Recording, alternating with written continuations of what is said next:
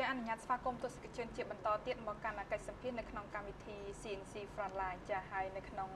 វគ្គមុននេះបន្តិចគឺអ្នកស្រី Amy ដែលជាម្ចាស់ហាងថែរក្សាសម្ភព Beyond បានលើកឡើងពាក់ព័ន្ធទៅនឹងចំណុចដែលនេះខ្ញុំបានចាប់អារម្មណ៍បន្តិចកញ្ញារដ្ឋគឺពាក់ព័ន្ធទៅនឹងការថែរក្សាស្បែកក្បាលហើយនិងការថែរក្សាស្បែកមុខគឺត្រូវឲ្យមានការដើរទន្ទឹមគ្នាចាយើងឃើញថានាពេលបច្ចុប្បន្ននេះអរិយាប័ត្រនៃប្រជាពលរដ្ឋរបស់យើងភាគច្រើនគឺគាត់ចាប់អារម្មណ៍តែទៅលើការថែរក្សាស្បែកមុខឯងកញ្ញារដ្ឋយើងឃើញថាឲ្យតែថាស្បែកមុខគាត់ស្អាតគឺគាត់ដូចថាមានភាពជឿជាក់ឯងប៉ុន្តែ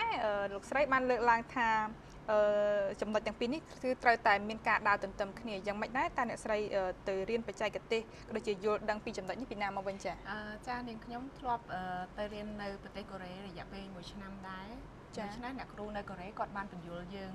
អំពីបញ្ហាស្បែកក្បាលហើយនិងស្បែកមុខគឺមានការពាក់ព័ន្ធគ្នាជាខ្លាំងពីព្រោះស្បែកក្បាលយើងគឺផ្ដុំទៅដោយសរសៃឈាមជាច្រើនហើយនឹងមានជាតិពុលហើយយើងសួរថាតើក្នុងខ្លួនរបស់យើងនៅពេលដែលយើងចង់បញ្ចេញជាតិពុលតើយើងគួរបញ្ចេញតាមណាចាព្រោះរាល់ថ្ងៃហ្នឹងនៅស្រុកខ្មែរជាតិពុលសូម្បីតែបន្លែហើយនឹងទឹកឬក៏បរិយាកាសគឺសុទ្ធតែមានជាតិពុលទាំងអស់ដូច្នេះយើងធ្វើការបណ្ដេញជាតិពុលគឺតាមសរសៃគល់សក់របស់យើងតែម្ដងចានៅពេលដែលជាតិពុលបានចេញទៅធ្វើឲ្យសរសៃឈាមយើងរត់ស្រួលពេលហ្នឹងយើងគេងលក់ស្រួលធ្វើឲ្យស្បែកមុខយើងមានសំណើមមកហ្មងចាចឹងបន្ថែមពីលើនឹងទៀតដើម្បីយើងឲ្យស្បែកក្បាលរបស់យើងនឹងកាន់តែមានសុខភាពល្អនឹងតែយើងគួរថែរក្សាយ៉ាងម៉េចទៀតអាចអ្នកស្រីផ្ទាល់ក៏បានដែរចែករំលែកនៅអាកំបាំងការថែរក្សាផ្ទាល់របស់លោកស្រីតែម្ដងចាចំពោះនាងខ្ញុំផ្ទាល់រាល់ថ្ងៃនៅពេលដែលថែរក្សាគឺយើងដូចជានៅក្នុងហាងរបស់នាងខ្ញុំអញ្ចឹងគឺបច្ចេកទេសហើយនឹងម៉ាស៊ីននាងខ្ញុំបាននាំចូលមកពីប្រទេសកូរ៉េតែម្ដងដូច្នេះនៅពេលដែលពួកយើងចាប់ផ្ដើមធ្វើការព្យាបាលទៅលើស្បែកក្បាលគឺយើងប្រើផលិតផលយើងទាំងអស់គឺភាគច្រើនគឺជាអុកនិកមិនមែនមានជាតិគីមីទេចានៅពេលហ្នឹងគឺយើងត្រូវការដាក់ដោយទឹកយិនសិនអប់នៅលើស្បែកក្បាលប្រើទៅដោយកម្លាំងអុកស៊ីហ្សែនចាដូច្នេះធ្វើឲ្យកោសិកាដែលស្លាប់ដែលបិទបាំងទៅលើស្បែកក្បាលដោយគ្មានការដកដង្ហើមនោះធ្វើឲ្យរបកចេញនៅពេលហ្នឹងដង្ហើមនឹងខ្យល់ហើយនឹងបរិយាកាសមានន័យថាល្អធ្វើឲ្យសុខភាពរបស់យើងក៏ល្អតាមនឹងដែរចាអញ្ចឹងមានន័យថាបើសិនជាយើងចង់ដឹងថាតើស្បែកក្បាលយើងមានបញ្ហាដែរឬក៏អត់តោះតែយើងធ្វើការពិនិត្យដោយម៉ាស៊ីនសិនចានឹងធ្វើការពិនិត្យដោយម៉ាស៊ីនព្រោះអីហាងរបស់នាងខ្ញុំបាននាំចូលនៅម៉ាស៊ីននឹងតែមួយចាមកស្រុកខ្មែរតែម្ដងចុះដល់ឡែកនាងខ្ញុំចង់ឲ្យអ្នកស្រីជម្រាបជូនវិញដោយសារបើសិនជាពួកគាត់អត់ទាន់មានបញ្ហាស្បែកក្បាលអីទេប៉ុន្តែយើងធ្វើការថែរក្សាយ៉ាងម៉េចដើម្បីកុំឲ្យខូចនៅបញ្ហាស្បែកក្បាលការខូចខាតខូចតាមបែបធម្មជាតិនោះយើងគួរតែថែរក្សាខ្លួនយ៉ាងម៉េចវិញចានាងខ្ញុំក៏ចង់ជម្រាបជូនបងមិត្តនារីមួយចំនួនដែលគាត់មានការចេះដឹងទៅលើការថែរក្សាតែស្បែកមុខទេប៉ុន្តែស្បែកក្បាលក៏យើងត្រូវធ្វើការថែរក្សាវាជារៀងរាល់មួយសប្តាហ៍ទៅ2សប្តាហ៍ម្ដងដោយការបញ្ចេញជាតិពុលពីព្រោះនាងខ្ញុំបាននាំនៅផលិតផលដែលមកពីប្រទេសអាល្លឺម៉ង់សម្រាប់ព្យាបាលស្បែកក្បាលធ្វើឲ្យស្បែកក្បាលបញ្ចេញជាតិពុលសម្រាប់ប្រើទៅលើស្បែកក្បាលរបស់យើងផងដែរចាសូមអរគុណឥឡូវនេះសំណួរទៅកាន់លោកស្រីអេមីជាបន្តទៀតកញ្ញារដ្ឋឥឡូវតាមរយៈការដែលយើងមើលឃើញផ្ទាល់គឺលោកស្រីមាននៅកត្តាទាំងពីរហើយគឺស្អាតទាំងក្នុងស្អាតទាំងក្រៅឥឡូវនេះតើបើសិនជាយើងមើលឃើញពីអរិយាប័ត្រក៏ដូចជាអ្វីដែលយើងទទួលបានមកវិញជាពិសេសនៅក្នុងក្រុមគ្រួសារមានការប្រែប្រួលយ៉ាងម៉េចដែរចានៅក្នុងក្រុមគ្រួសារឥឡូវដូចជាមានសុភមង្គលជាងមុនពីព្រោះអីយើងមានភាពជឿជាក់លើខ្លួនឯងហើយស្វាមីរបស់យើងនៅពេលដែលមកផ្ទះគាត់ឃើញយើងស្អាតឬក៏ពេលដែលទៅកន្លែងផ្សេងទៅកម្មវិធីផ្សេងនៅពេលបណ្ដាភរិយាស្អាតគាត់ក៏មានទំនុកចិត្តជឿជាក់ហើយក៏គាត់មានការសប្បាយចិត្តដូច្នេះខ្ញុំគិតថាមិត្តនារីទាំងឡាយក៏បំពោះមើលរំលងពីការថែរក្សាសម្រស់របស់ខ្លួនឯងដែរចាអញ្ចឹងមានន័យថាវាមានឥទ្ធិពលហើយក៏វាពិតជាមានអ្វីប្រែប្រួលបន្តិចហើយនៅពេលដែលយើងស្អាតហ្នឹងមិនមែនថាស្វាមីយើងអត់ស្រឡាញ់យើងទេប៉ុន្តែនៅពេលដែលយើងស្អាតហ្នឹងគឺវាថែមសុភមង្គលហ្នឹងមួយកម្រិតទៀតចាហើយចំពោះជីវិតផ្ទាល់វិញក្រៅអំពីតែស្វាមីចុះជីវិតនៅខាងក្រៅជុំវិញផ្ទាល់មានអ្វីផ្លាស់ប្ដូរអីឬក៏អ្នកស្រីយល់ឃើញថាបន្ទាប់ពីយើងការថែរក្សាខ្លួនរហូតដល់អ្នកស្រីមានរូបសម្បត្តិស្អាតអញ្ចឹងវាធ្វើឲ្យជីវិតអ្នកស្រីថាអ្វីដែលក៏ល្អអញ្ចឹងណាតើចំណុចណាខ្លះដែលយើងឃើញថាប្លែកនឹងបន្ទាប់ពីមានការប្រែប្រួលនឹង ចាចំណុចប្លែកគឺបន្ទាប់ពីយើងមានរូបសម្រស់ស្រស់ស្អាតយើងទៅណាយើងមានការជឿជាក់បងប្អូនមិត្តទាំងឡាយដែលគាត់ឃើញយើងគាត់ចូលចិត្តមកនិយាយលេងស្វាគមន៍យើងហើយនឹងសួរយើងតើធ្វើយ៉ាងម៉េចបានស្អាតអីអញ្ចឹងហើយចំពោះនាងខ្ញុំចូលចិត្តចែករំលែកចំណេះដឹងនឹងជូនបងមណ្ឌនារីជាច្រើនព្រោះខ្ញុំចង់ឲ្យពួកគាត់ស្អាតចាពួកគាត់ស្អាតដែរចាចែករំលែកយ៉ាងម៉េចដែរចាចែករំលែកដោយប្រាប់គាត់ជម្រាបគាត់ថាយើងត្រូវធ្វើយ៉ាងដូចម្ដេចថែរក្សាស្បែកក្បាលយ៉ាងដូចម្ដេចស្បែកមុខយ៉ាងដូចម្ដេចធ្វើឲ្យស្បែកមុខសគឺសត្រូវសមានសំណើមមិនឲ្យតែស្បែកស្អាតចាអញ្ចឹងមានន័យថាពេលណែនាំគាត់អញ្ចឹងទៅគាត់ចង់មកសាកល្បងគាត់ក៏បានមកហាងរបស់នាងខ្ញុំអញ្ចឹងមកទទួលការ care ពីអ្នកគ្រូដែលមកពីប្រទេសកូរ៉េតែម្ដងចានាងខ្ញុំចង់ជម្រាបសួរសំណួរមួយទៀតដោយសារតែលោកស្រីអាសាអញ្ជើញទៅប្រទេសកូរ៉េធ្វើការរៀនសូត្រពីបច្ចេកទេសនៃការថែរក្សាសម្រស់របស់គេហ្នឹងដោយសារឥឡូវមិនថាតែប្រទេសខ្មែរមានប្រទេសជាច្រើនគឺកំពុងតែចាប់អារម្មណ៍ទៅលើសម្រស់របស់ស្ត្រីកូរ៉េប៉ុន្តែយើងបែងចែកពួកគាត់ស្ត្រីខ្លះនៅក្នុងប្រទេសកូរ៉េហ្នឹងគឺគាត់ស្អាតពីធម្មជាតិប៉ុន្តែមួយផ្នែកទៀតគឺគាត់ធ្វើការកែសម្ផស្សអញ្ចឹងត្រង់ចំណុចហ្នឹងលោកស្រីយល់យ៉ាងណាដែរបើមិនតែពួកគាត់កែសម្ផស្សប៉ុន្តែពួកគាត់ស្អាតតែយើងគួរតែរក្សាបែបធម្មជាតិឬក៏យើងគួរតែធ្វើការកែប្រែ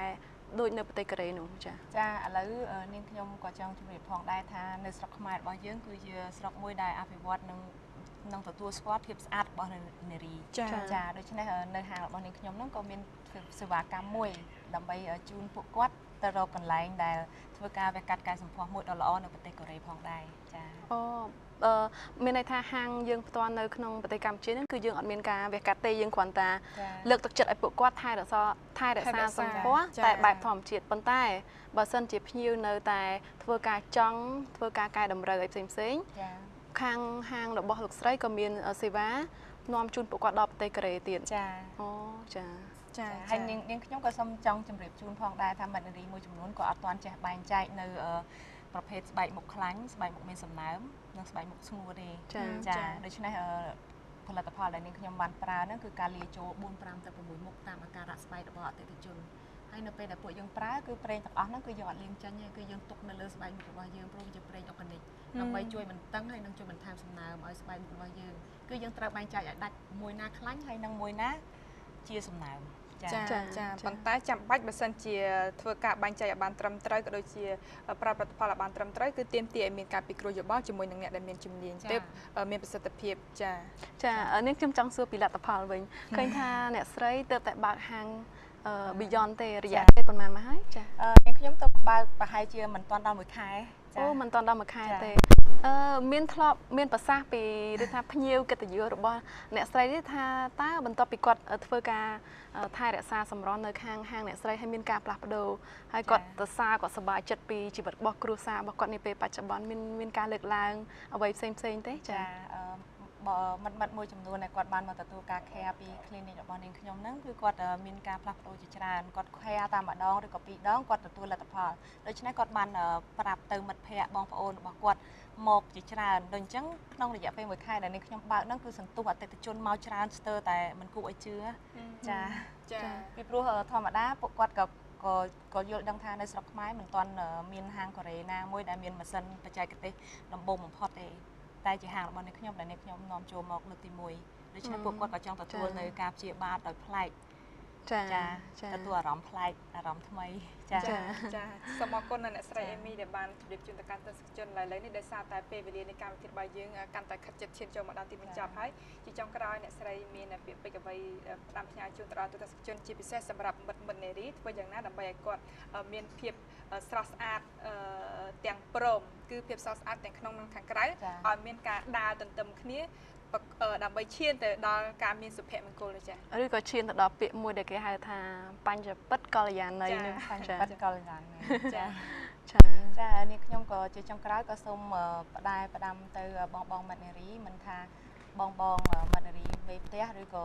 បងនៅកន្លែងធ្វើការអាយុរបស់មិត្តនារីមិនសំខាន់ឡើយចាសំខាន់គឺការថែរក្សាសម្រស់របស់យើងទាំងស្បែកមុខនិងស្បែកក្បាលដូច្នេះនាងខ្ញុំក៏ចង់ជម្រាបផងដែរថាបញ្ហាទាំងអស់នេះគឺមាននៅក្នុងហាងរបស់នាងខ្ញុំ Beyond តែម្ដងចាដែលជា clinic កែសម្ផស្សមួយចាក្រៅអំពីតែធម្មជាតិចុះខាងក្នុងវិញអ្នកស្រីមានអ្វីដែលថា recommend ឬក៏ផ្ដល់ជាយោបល់ខ្លះថាពួកគាត់គួរតែស្អាតពីខាងក្នុងយ៉ាងម៉េចដែរនោះចា ពោះមិត្តនារីដែលគាត់គួរតែមានចរិតស្អាតលក្ខណៈស្អាតពីខាងក្នុងគឺគាត់ត្រូវមានចរិតសុភាពរាបសារដូចជាមិត្តនារីដែលនៅស្រុកខ្មែររបស់យើងអញ្ចឹងសុភាពរាបសារទន់ភ្លន់និងស្មោះត្រង់និងមានចិត្តសន្តោសប្រណីផងដែរចាចាចុងក្រោយពីកម្មវិធីក៏មានកន្ត្រកទឹកផ្លែឈើឆាំជូនទៅដល់អ្នកស្រីអេមីផងដែរចាសូមអរគុណនិងសូមអរគុណទៅម្ចាស់ឧបត្ថម្ភនៅកម្មវិធីទឹកផ្លែឈើឆាំផងដែរចាទូទស្សនិកជនចាពីកម្មវិធីនៅក្នុងថ្ងៃនេះអ្វីដែលយើងចង់ផ្ដោតក៏ដូចជាចង់ highlight ជាសំខាន់ហ្នឹងគឺទៅលើសម្រស់ស្ត្រីដែលគេហៅថាសម្រស់ខាងក្នុងនិងសម្រស់ខាងក្រៅហើយដោយសារតែលោកស្រីផ្ទាល់គាត់មានបទពិសោធន៍ច្រើននៅឯប្រទេសក្រៅយើងចង់មកឲ្យលោកស្រីបែងចែកពីការថែរក្សាសម្រស់នៅខាងគេឬខាងយើងខុសគ្នាមិនឬក៏ដូចថាអាចនិយាយបានថាអាចចែករំលែកអាចកំបាំងទៅដល់ស្ត្រីភាគច្រើនព្រោះភាគច្រើនស្ត្រីខ្មែរយើងគឺពួកគាត់សុទ្ធតែជាមនុស្សស្រីដែលថាមានចរិតស្លូតបូតទន់ភ្លន់សុភាពរាបសារតែគេល្បីនឹងយូរមកហើយក៏ប៉ុន្តែអ្វីដែលយើងត្រូវខែបន្ទាប់ទៀតហ្នឹងគឺសម្រស់នៅខាងក្រៅឲ្យវាកាន់តែស្អាតដូចដែលគេល្បីហ្នឹងណាចាហើយក៏សូមអរគុណចំពោះអ្នកស្រីដែលបានចែករំលែកចាអរគុណចាពីកម្មវិធីក៏បានមកដល់ទីបញ្ចប់ទៅហើយចាអរគុណទូរទស្សនិកជនដែលទស្សនាតាំងពីដើមរហូតដល់ពេលនេះបន្តតែម្ដងនៅពេលនេះនាងខ្ញុំនឹងក្រុមការងារក៏ដូចជាភ្ញៀវកិត្តិយសក៏សូមអរគុណនិងសូមគោរពលាចា